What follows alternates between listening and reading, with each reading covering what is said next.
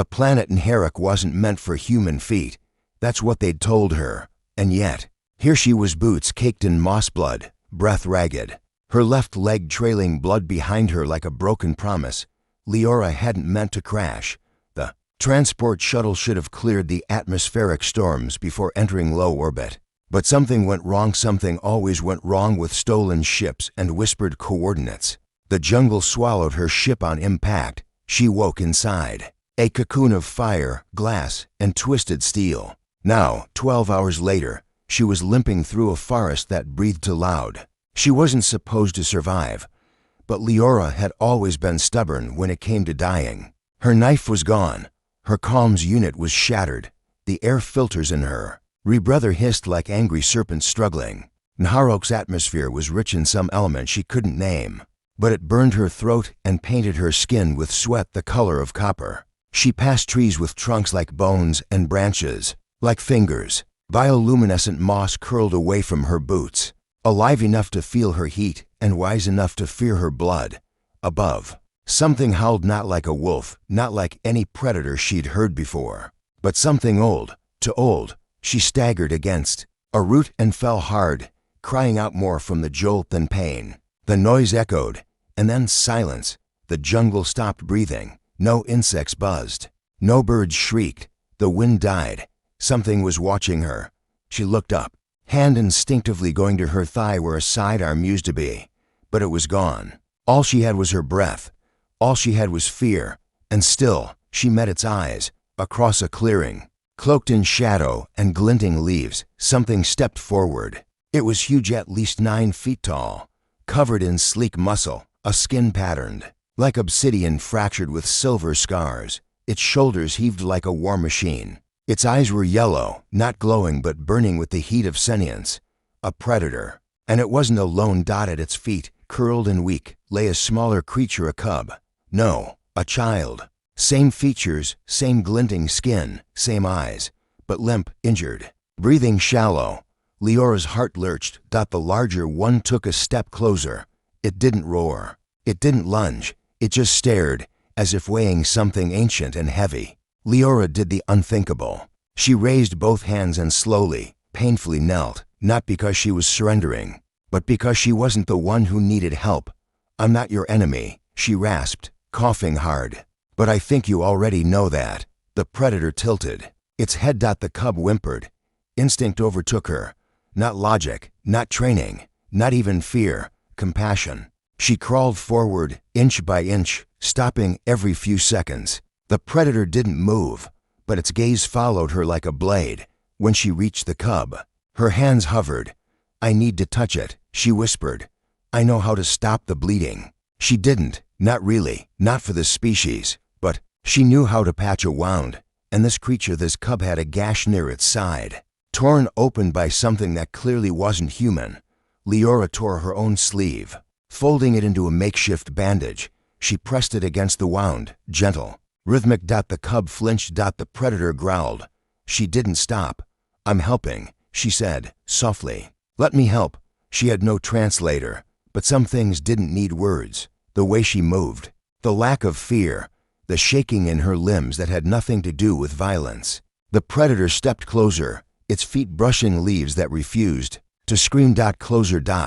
And then it knelt. Not fully, not with submission, but with recognition. Something primal passed between them. Not dominance. Not truce. Understanding. They stayed like that until the sun died again and Nharak's second moon rose.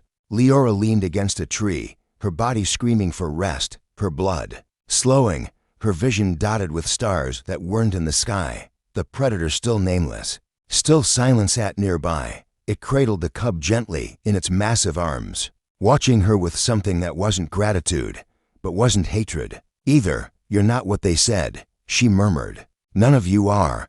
She didn't know if she was talking to the adult or the child or the forest itself. The next morning, she woke to warmth. A fire crackled nearby, a fire, and someone, or something, had wrapped a hide around her, not synthetic. Real, smelled like storm fur, a native predator species she'd only read about. But what stunned her most was what lay beside her. Her rebreather. Repaired. Not perfect, but functioning. filters replaced by some kind of spongy moss, the edges sealed with resin. She blinked. The predator was gone, but the cub was there, curled beside her. Alive. It looked up at her with those bright eyes, and for the first time, Leora saw something else inside them. Not animal. Not alien, but trust. She barely had time to think before the sky exploded. A screech tore the clouds apart. A ship. No. A hunter vessel. They'd tracked her beacon, not to rescue her but to retrieve the ship's data and silence any witnesses. They didn't care about survivors. She'd stolen too much, knew too much. Her past was hunting her now, and it was nearly here. The cub tensed beside her, sensing the danger. She looked down. No, she whispered. I won't let them touch you. Then something massive landed behind her, wings like blades, armor glinting red. The predator had returned. It placed a clawed hand on her shoulder and said nothing, but its gaze said everything. They would fight together. The rains had fallen hard across the cliffs of Levara's eastern ridge, turning the valley below into a rolling river of mist and sound. Kai had made camp higher than usual, deep within the tangled woods that had no name on any human map, guided only by silence and his need to be forgotten. But he wasn't alone. He'd known for 3 days. It began with paw prints twice the size of his boot and scratches carved high into tree bark, just above his reach. On the second day, he spotted broken branches far off trail. The third morning, he found bones arranged in a circle, not human, something smaller, precise. It was watching him. He should have packed up, should have left, but instead, he waited. He didn't know why. Kai had come to Levara to disappear. He was used to being hunted, sure. The bounty on his head placed by the Terun Syndicate made sure of that. But this felt different. Not greedy, not cruel, curious, reluctant. That night, he didn't sleep. And in the early hours before dawn, when the stars faded into fog, she stepped into the firelight. The scarred one, not just a myth, not just a hunter whispered about by forest scavengers and shuttle traders. Towering, lean and muscled with obsidian hide broken by bone-pale scars. She moved like a shadow becoming flesh. Her eyes weren't reptilian or feline, they were knowing. One of her massive forearms cradled a bundle of twitching fur. A cub, not hers. Mine. Kai's first thought was absurd. She didn't speak, didn't roar. She just crouched, placed the cub gently at the edge of his fire, and retreated to steps 3. Her eyes didn't blink. Her nostrils flared. The cub whimpered. Kye didn't reach immediately. He knew enough about apex predators to understand a gift could be a test. But the little thing didn't move much. It was breathing. Barely. Kye looked at her again. Why? He asked. Why bring it to me? She didn't answer, only tilted her head. And in the fire's glow, he saw something strange ripple through her shoulders. Pain. Old pain.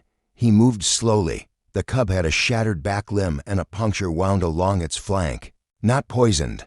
No visible infection. It could be saved. I'll try, Kai said quietly.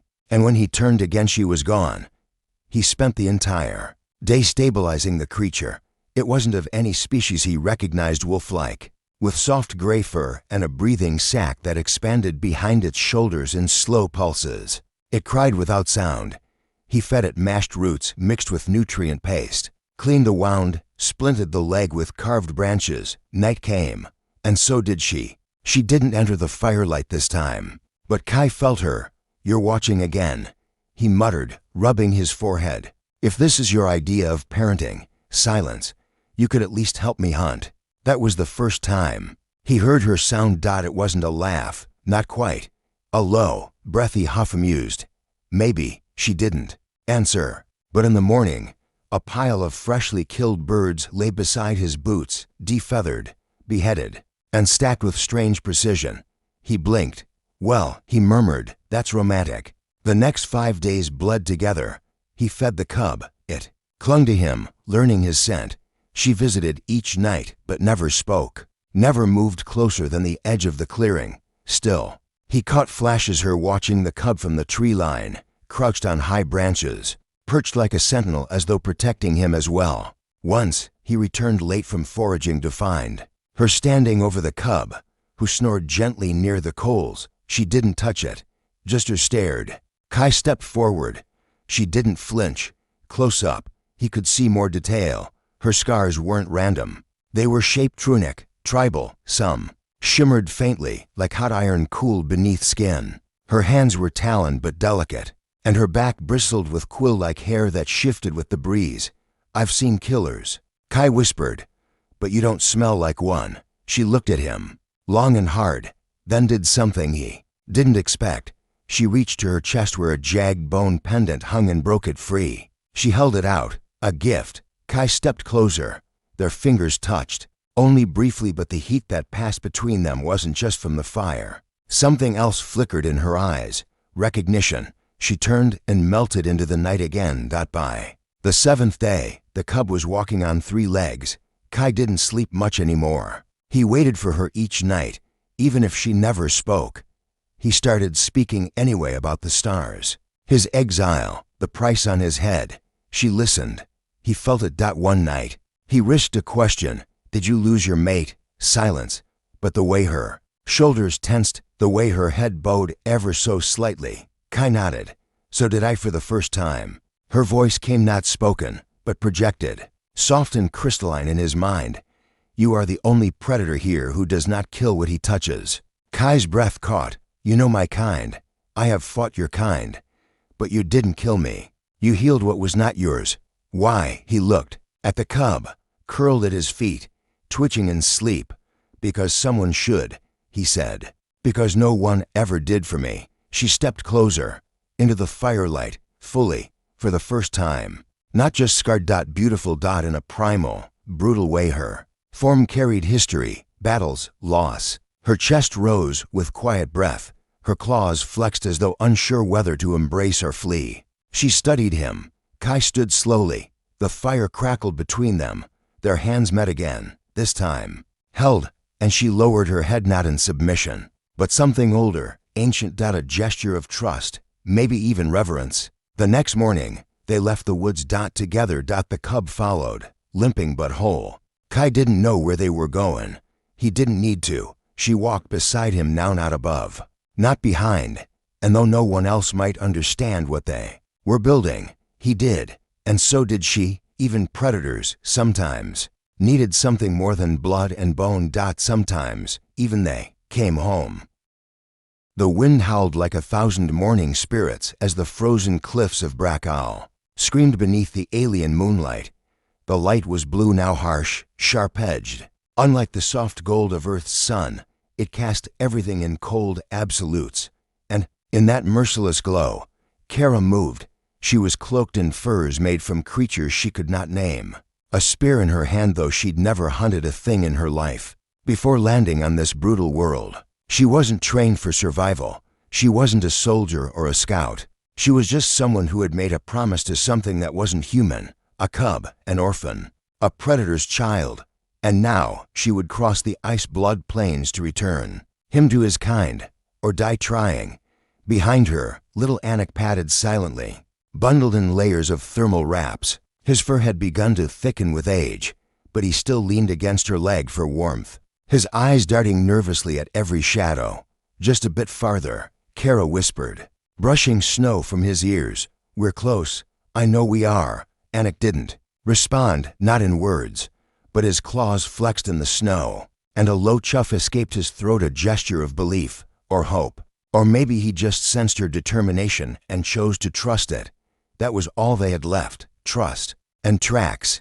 She followed the trail she'd found days ago, massive clawed footprints etched deep into the frozen crust. Not animal, not wild. It was him, the predator, Anik's father, the one Kara had faced in fire and fury weeks ago.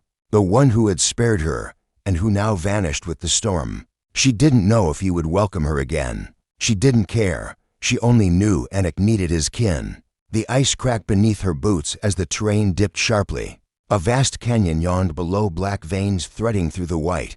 Kara crouched, studying the slope. She could see signs of something having descended this path, drag marks, scattered bone fragments. A scent on the wind like ash and blood. Then dash movement. Across the canyon. Near a jagged spire of frozen stone, a dark shape shifted. Kara froze. So today Nek. The figure was massive, shoulders hunched like a stalking lion, limbs corded with muscle, gleaming black fur streaked with silver scars. Its breath misted visibly in the cold, rising in twin plumes. A long-bladed staff rested across its back. It was him, the predator. Anik whimpered. The beast turned. Their eyes met across the gap. Kara stood slowly. She didn't wave. She didn't shout. Instead, she unwrapped Anik carefully from her side, lifted him gently, and placed him down at the edge of the cliff, visible in the moonlight. Anik blinked at her. Confused. Go, she whispered. But the cub shook his head violently, tiny claws digging into her hand. Tears stung Kara's eyes. I can't protect you out here anymore. You need him. He's the only one who can keep you safe. Across the canyon, the predator remained still, but now his breathing had changed. Slower, tensed. Kara pushed Anik forward. He won't hurt you. He came back for you before. He'll do it again. She stepped away, leaving the cub exposed. The wind screamed again, then a roar, not of rage, but recognition. The predator leapt. One colossal motion over the chasm, a blur of black muscle and fury. He landed in a cloud of snow, skidding to a stop in front of Anik. The cub whimpered, uncertain. The great beast sniffed him. Then he howled a deep, mournful sound that shook the canyon walls. Anik mewed in return, and the predator pulled him into his chest. Kara fell to her knees in the snow, suddenly unable to breathe. The reunion should have made her feel victorious. Instead, she felt hollow. Minutes passed, maybe hours. The predator had not moved. Then, slowly, he raised his eyes to Kara. She expected him to turn and leave, or maybe even charge, her old instincts flaring. Instead, he approached, carefully, deliberately. Anik clutched to his side. The beast stopped just a few paces from her, towering like a god of war. But there was no malice in his gaze, only something older, deeper. Gratitude. He extended one arm. Not with a weapon, with an offering, a thick, claw-carved stone strung on a leather cord, a tribal token, a family mark. Kara didn't move. He grunted softly. Then, with surprising gentleness, he leaned forward and looped it over her head, letting the heavy token rest against her heart. When he pulled back, Kara realized something. He was kneeling, not fully, just slightly, but it was unmistakable. A gesture that none of his kind made to pray, or outsiders, a gesture of honor. She looked down at Anik, who peeked up at her with wide eyes. The predator rose and turned, cub in arm, preparing to vanish into the frozen dark. But he looked back once. And spoke, a guttural word in his alien tongue, but it vibrated in her chest like a name she had always known. Kara. She realized with a jolt it wasn't just her name. It was a naming. He had claimed her as one of his own, not a cub, not prey. Pack. Kara stood there long after they disappeared, the wind tugging at her clothes, the token warm against her skin despite the cold. She was alone now, but she wasn't broken. She had crossed the impossible and earned the respect of something no human ever had, not through war, but through kindness. And courage. The world was a hush of whispering trees and trembling ground. Yura crouched in the dense thorns, her breath shallow. Her shoulder bled slowly where the razor beast's tusk had grazed her. But she didn't dare move. She could see the cub ahead barely. 2 cycles old, its fur still patchy, eyes wide and terrified. Trapped in the collapsed crevice of an old root system, it whimpered softly, calling not for rescue but for comfort. Yura exhaled slowly. Behind her, its presence lurked. The predator had followed her. Not the razor beast, not one of the hunters from the marsh. Him. The one she'd saved weeks ago. The one with scales like burnished iron and eyes that shimmered like twin moons. He had no name, or perhaps one she couldn't pronounce, but she called him Ash, after the color of the forest where they'd first met, after the battlefield his kind had made of this planet. He had almost torn her apart that day, but she had shielded his dying cub instead. Now he followed her like a ghost of old pain. She reached the cub. It whimpered, flinching at her scent, but she made no sudden moves. Slowly, carefully, she set down her last nutrient pod, breaking it open and sliding it just close enough for the little one to sniff a broken paw, one ear missing. scrapes along its side, signs of another encounter gone wrong. This cub was lucky to be alive at all. Easy, she whispered. You're not alone. Behind her, leaves rustled. She didn't turn. She could feel the weight of ashes. Breath, low, hot, angry, protective. If you're going to kill me, she said quietly, still crouched by the cub, then do it. But your child needs care, not blood. A growl deep and resentful echoed behind her, but not a step closer. She knew what that meant. Ash wanted her to try again. It took hours to free the cub, binding its leg in her scarf, fashioning a sling, to carry it against her chest. Yura's strength waned, but she didn't stop. The forest seemed to part for her, Ash moving ahead unseen, scaring off larger predators without being seen. It was nightfall when she reached the ruined temple that had become her shelter. Moss-covered columns, half crushed by time, surrounded her like stone titans bowing to silence. She laid the cub in her hammock and sank beside it, shivering from exhaustion. Then a shadow entered. Ash, no longer distant. He crouched low, but his eyes were not on her. They were on his child. The smallest growl rumbled in his chest as he moved to inspect the wrappings she had done, the nutrient pack she had left untouched beside it. Then shockingly he looked at her. No snarl. No flash of teeth. Just breath. Deep, searching. A gaze like embers studying the night. And then, for the first time, he lowered his head. Not a bow, but not nothing. A predator kneeling. Yura didn't sleep. She watched him instead, as Ash curled around his cub like a living shield. There was no language between them, but there was an understanding. He had stopped hunting her. She had stopped fearing him. She wondered if this was peace. But peace never lasted on this world. The signal flare came in the morning, a crackle of old tech sparked in the temple's heart. Her comms device, long silent, lit up with a faint blue pulse. Scouting ship to surface agent, recon complete. Prepare extraction. Yura stared at it, heart thundering. They'd come for her. After 3 months, they'd finally remembered she was alive. Ash stirred at the sudden spike in her pulse, his nostrils flaring. He didn't understand the device, but he understood change. The cub stirred too, mewling softly. Its paw trembled in its bindings, but it was stronger. The healing had begun. She looked at the flare again. She could return. She could go home. But she looked at Ash, at the cub, at the way his eyes followed hers, not with suspicion now, but a kind of grief, like he knew what she was thinking. She turned off the flare. I can't leave you, she said aloud. Ash didn't react, not in the way she expected. He didn't challenge her. Instead, slowly, he crawled forward. His claws clicked against the temple stone, but they made no threat. He pressed his head not against her but beside her, letting their shoulders almost touch, a silent agreement.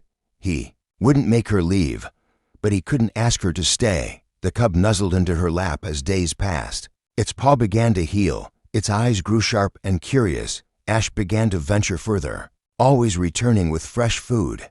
Sometimes bones, sometimes plants Yura didn't recognize, but he always let her inspect them first. There was a rhythm. Now, not quite family, not quite tribe. Something older. She taught the cub to trust human speech, to drink from her hand. Ash watched silently. And then one dusk, as the cub wrestled with a carved stick and Yura laughed, Ash moved behind her and rested, his forehead against hers. Not in threat, not in hunger. Just in silence, like a predator surrendering to something it had no word for. She whispered, "You're not what I thought you were." And maybe he said the same, in his own way. Because in that moment, under the bleeding sun, they were not hunter and prey. They were just two creatures the world had nearly broken, and a cub between them. Still alive, still loved. The walls of the nesting cliffs shimmered under the twin suns, jagged and gold-veined. High above the plains where the last bloom of ash-born flowers curled open in the wind. In the shadows, where the predators of Murata once prowled with sacred silence, now stood something stranger still, a child of both prey and predator. And the one who had borne her walked at the edges of two cultures, belonging to neither. Her name was Fenya. Not the child but her mother. And Fenya had been many things: a crash survivor, a captive, a translator, a mate, and now a symbol that neither side wanted to admit they needed. She crouched at the cliff edge, watching the sun glint off her daughter's pale skin and dark, spiked fur. The child whom she had named Leori ran barefoot across the rocks, laughing in a way that no full-blooded predator had ever done, not without it meaning danger. A rustle behind her. Your back is bare.